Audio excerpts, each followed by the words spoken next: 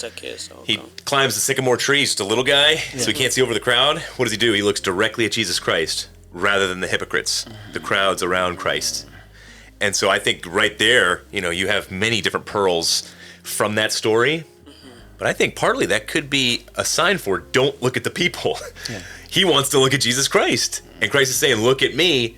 Don't look at the spiritual leaders. Don't look at the church as an institution. The church is incredibly important. Brothers and sisters are very important. Spiritual leaders are very important to offer you the word. But if you start to worship them and they're your messiahs or the church is your messiah, watch out. You're going to be very disillusioned.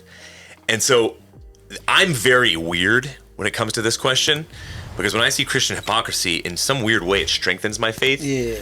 Because it shows me what Jesus said, that we're all sinners, we're all broken, we're all dirty, rotten sinners, need a savior. All have sinned and fallen short of the glory of God. Yeah. And you're going to see Christian hypocrites all over the place. And so why would that hurt your sin? Instead, see the evil, see the mixed up fallen human nature, and let that point you to Christ and change you more. So we have to tell this to college students especially on a regular basis who've fallen away from the church or because of a spiritual leader. Well, unfortunately, you were worshiping that person or that institution. You got to worship Christ, who didn't have a sinful bone in his body, never spoke a word out of turn, and ultimately died on the cross for you. And when you do that, well, now you're leading a rock solid life. And I was in 1 John today, and it's interesting how in 1 John you have, and their joy will be made complete, will be made full in some interpretations.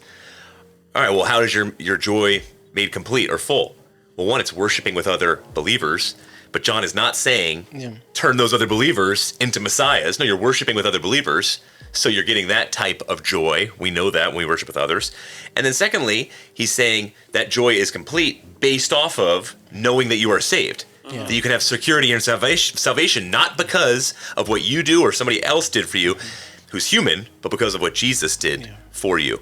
And so I love all the joy in knowing why you can have joy based off what Jesus did, not somebody else or some institution did for you. And since we are on the conflict point, how should the conflict in the church be resolved or handled? The conflicts in the churches. Well, first of all, you look to God. You pray. Why is that so important? Because prayer pulls me out of myself, out of my narcissism, out of my selfishness, my arrogance, and I begin to focus on the greatness of God instead of the greatness of Cliff. And obviously that's the big mirage, the greatness of Cliff. That's the big fantasy. That's the big lie. But when I focus on the greatness of Cliff, and I have an opinion, and you have the audacity to disagree with me, well, who are you? You're a nobody. And that leads to incredible conflict and incredible division, and it's sick and sad. And Jesus prayed, Father, I pray the believers would be one, so that the world might know that you had sent me. Well, I've got to turn to God first, and that produces prayer. It produces humility. Where, no, I'm not the center of the universe. No, I'm not the great, knowledgeable one. No, I'm a rebel against God, and I need forgiveness. So to pray, to center on God. Secondly, I've got to be careful of judgmentalism.